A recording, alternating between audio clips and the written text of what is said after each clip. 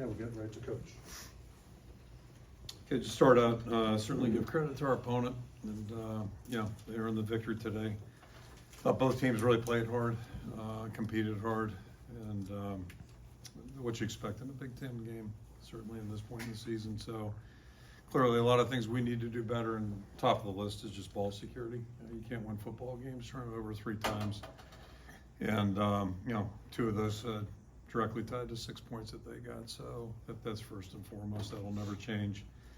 And then just, the opportunities we did have, we weren't able to capitalize, and that's certainly unfortunate. So proud of our guys. I thought the guys played hard, thought they had a good week of practice, thought the effort was good, and they competed hard. And, guys that are partially injured, that type of thing, found a way to get out there on the field and compete. So certainly appreciate that. And, it's just it's a tough thing. Anytime you take one on the chin, that's hard. We'll get back on our feet tomorrow, go back to work, and in this circumstance, we've got an extra week here to figure things out a little bit and see if we can't find a little better remedy, and really no different than we did a month ago. So that's kind of where we're at right now. And should I go to officiating or not? You want me to hit that one? So, okay. So I'll start out by saying whatever I do say, hopefully if the Big Ten deems it necessary to find me, hopefully they'll maybe find in their hearts to send it to a good cause, like the Children's Hospital would be a good place to start. But it was a peculiar game in the fact that we had 6 replays today. I can't remember a game, maybe we've had some with that amount. That's interesting. And really the last play is just, it's a little bit tough. So had the target on the kickoff. That's a first for me. I'm not saying making any judgment on that, but the last one was just, it's hard to take that one. It really is on a couple levels. So first of all, I don't know how to coach our guys because we cover that in pregame with the officials each and every time about fair catch procedure, above the head, wave. We also cover point to the ground for an errant to kick, which there were several of those today. So that's something we've covered with every crew that comes through. Pretty standard procedure, I would imagine. And, so it was interesting, the final analysis of that play. And probably the most peculiar part to me is that, as I understand it, at least the initial replay was to find out if he was in or out of bounds, if Cooper stepped out of bounds, which clearly he didn't. And I appreciate the replay on that. That's fine, do their homework, make sure they're correct on that. But then somehow we went from there to a whole different series of topics, and it's really hard to accept the explanation that we got. And I guess, I'm still not fuzzy. Maybe I slept through the meeting when they covered that, but I'm still not sure who makes the final decision. I know we go to Pittsburgh for analysis, and, my theory there is more people get involved, probably the more screwed up things are. So if it was up to me, if anybody wanted my opinion, it ought to go back to the official who's on the field talking to the coaches. He should have the final say. That might clean some things up. It might not make it right, but it would be a little bit easier to understand. So, whoever the wizard is behind the curtain, it is what it is. So, again, credit our opponent. Their effort was good. I thought our guys played hard, and it's just tough to find the right words to say to our team after something like that. So we'll work on that, see if we can come up with a good answer for them tomorrow. What exact explanation did they give you? Well, again, I thought it started was the inbounds, out of bounds, and we went from there to pointing, which is legal because, errant punt. And then I was told that he was waving, and what they tell us in pregame is a wave is up here above the head. And most people, when they run, their arms do wave. So if you looked at the video, it looked like he was naturally running to the football and then just made a great play. One of the best ones I've ever seen. So that part's the hardest part, is that, an unbelievable effort gets, yanked off the board. What do you say to Cooper after something like that? Oh, there's nothing you can, that's the question I have right now. What do you want me to say? So there's nothing to say, it really isn't.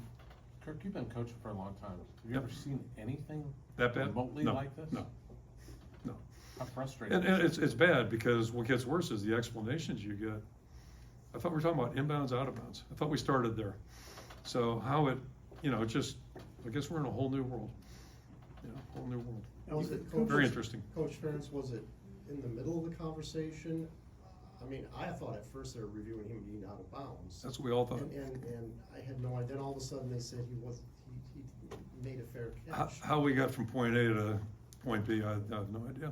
I don't know what that path was, and I've heard the explanation, recording of it, and it's hard to make it make sense. Again, to make it consistent with the conversations we have with the officials before every game regarding that topic. It's something you always cover. It's just, just in case it does happen, we're all on the same page. Now, they claim that there was a circular motion that was made, not above his shoulders, but is that ever been covered before? Because I've never heard it personally, but I don't know, you've been in more of those meetings. Two things. I would object to that description of what I saw in the video, just looking at the video, which they showed several times.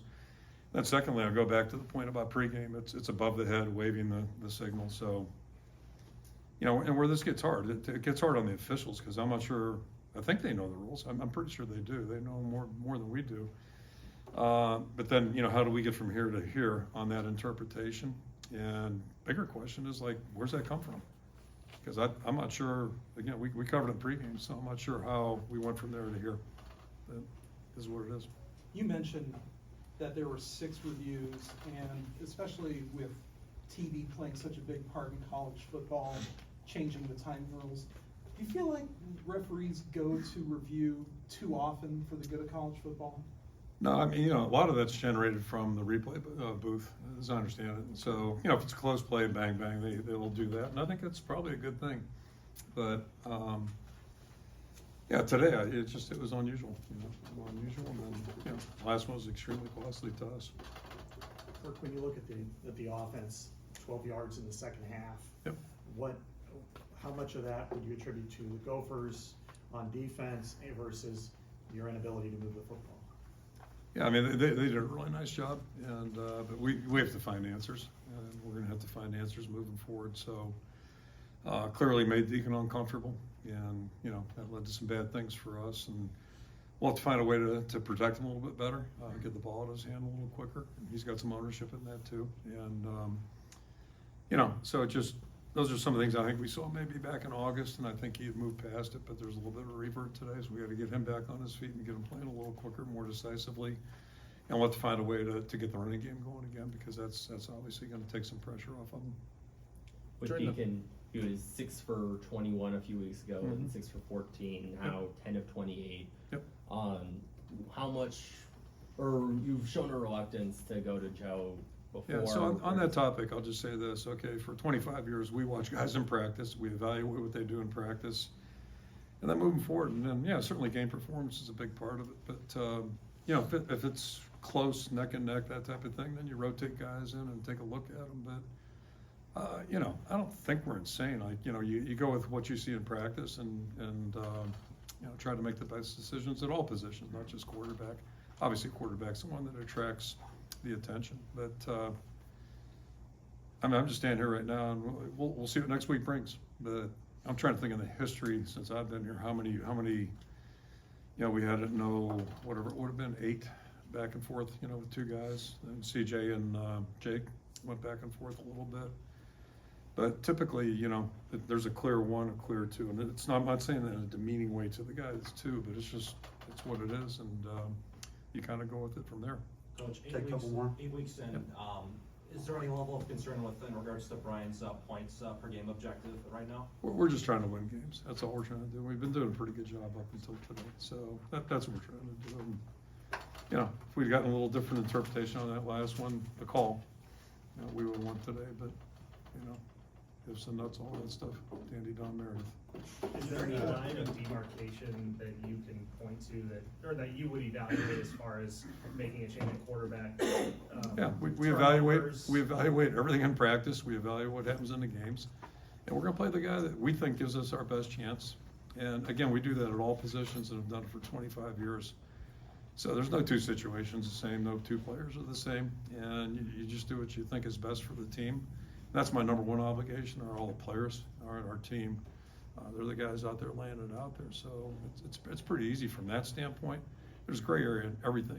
When you talk about evaluating people and performance, there's always gray area, and anybody thinks they're always going to be right, they're a fool. Like that's impossible. So we do what we think's best for the team, and yeah, my personal obligation is to all of our players to give them the best chance to go out there and have a chance to compete. And, you have a bad day, which we certainly did today. You know, you gotta get back up on your feet and go to work, because if you surrender, it's definitely over, so. That's one player and that's everybody. We all gotta do that and find a way tomorrow to go back to work. Even after, Last question, you know, Jim. even after Cooper's play got called back, you had a 46. Yep, absolutely. How far had you and LeVar talked where you needed to get to feel good about your kicking? Yeah, Feel so, good to win. yeah, I mean, that's the rest of the story. The game wasn't over, you know, despite that, interesting call. So, that probably won't soften it enough, will it? I'll still get fined. Screw it, so, you know, just the kids' hospital, please, all right? So, any kids' hospital. Yeah, so to that point, you know, as disappointing as that was, we still had an opportunity to win the football game. And I was confident we would. Like, I just was hoping we could piece it together. To answer your question directly, probably needed about 20 yards, you know, 35, maybe 37, 38 stretching it, but I'd preferably get it inside the 30. And, you know, so that, it was still a winnable game for us. You know, as many things went wrong, it was still a winnable game, and that's, you know, we weren't good enough to get that done, and that part's disappointing. Yep. Okay. Okay.